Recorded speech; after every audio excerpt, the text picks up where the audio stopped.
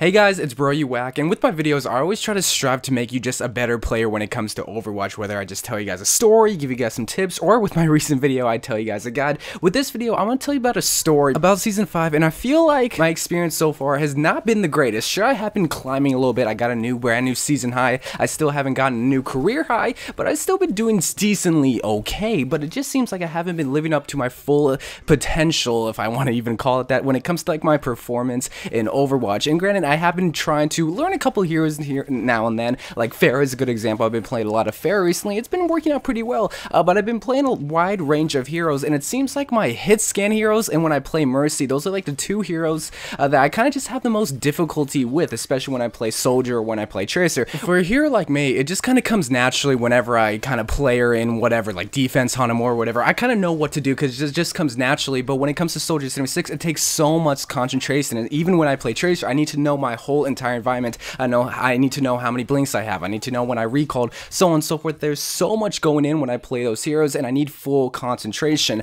Well, that kind of falls, my performance kind of falls whenever I play those heroes, whenever I try to communicate so much. And the thing about me is that I always say communication is probably the best thing that you can ever do when trying to win a game in Overwatch. There's nothing better than knowing information like who's on the right side, who's on the left side, or who's coming behind us. Like maybe there's a Reaper coming behind so that we don't die by him. Just information is so good and so key, and especially when you set up a plan. Like recently I just made a video talking about the dive comp and how it's so important that you have a plan, and yes, I still stand by that. I still believe that having a plan and being able to talk with your teammates and communicating, going to game chat is so very important. But when does it become too much? When does it kind of stray you away from, you know, your main gameplay? When does it kind of hinder your performance as like a DPS player, or maybe a Mercy player, or maybe a tank player? When is it too much? Because recently, like I said, I haven't really been doing that well in Season 5, and I think it's because I've been communicating way too much. Now, the thing about me is that I can multitask here and there. Like I can do basic stuff, like I can listen to music and I can vacuum, or I can maybe text message while I'm vacuuming. That's even a better thing. So stuff that doesn't require 100% of my focus can really be done with me. You know, I can still multitask, but things that require 100% of my time, like, or just 100% of my focus rather, like maybe reading a book and maybe text messaging, I really can't do both of those things. I know those are kind of bad examples, but you get what I'm trying to say here, that sometimes I can multitask if 100% of my focus isn't really needed. Well, when it comes to Soldier, when it comes to Tracer, that is when I need to focus on those things. And I keep saying focus and focus and focus, but really Overwatch is a very mental heavy game. Like you have to be able to know your whole entire environment. You have to know when to use your ult. You have to know who died, who didn't die, who's still alive on your team. There's so much that goes on that when it comes to thinking, you have to be on your tiptoes to be able to perform well. So that's all fine and dandy, but how does this relate back to you? How does this help you? Well, maybe if you're playing really DPS oriented heroes like Soldier 76, like how I said in my example, or maybe if you're playing a hero like Mercy who isn't really DPS oriented, but really requires a lot of, okay, maybe I need to go heal this person, okay, maybe I need to stay back.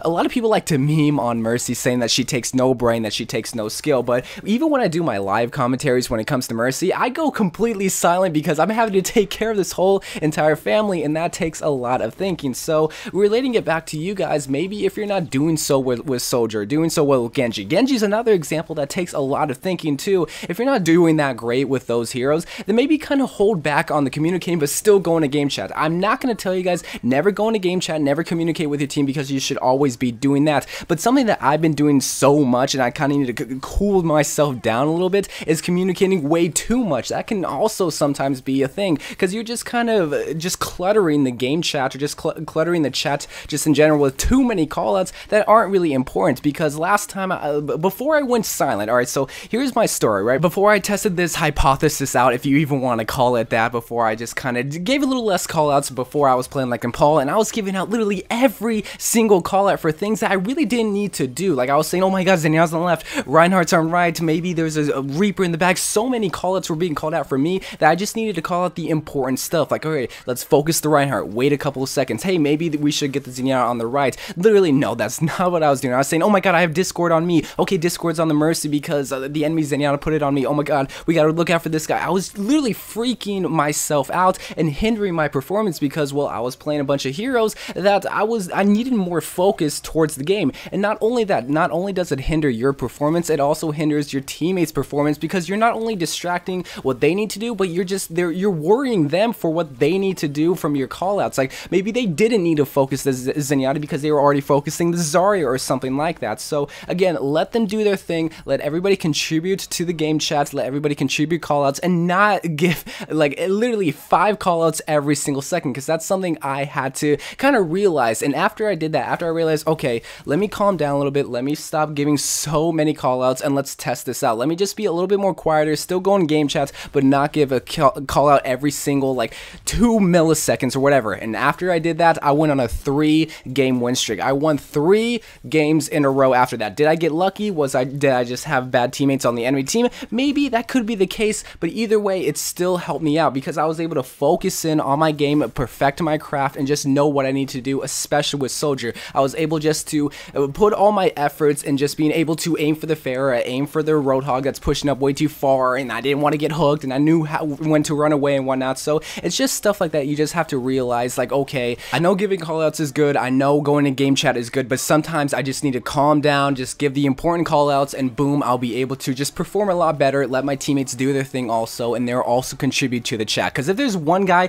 literally trying to give out so many callouts, it's not going to be a great time. The whole team needs to be contributing, and that way everybody can focus on what they need to do. So anyway guys, just a short little video just to tell you guys a story and to possibly help you out in the near future when it comes to your games. Remember, communication is key, but sometimes too much communication can be a little bit too much. So I love you guys. Thank you guys for watching. More Overwatch videos come, and bye.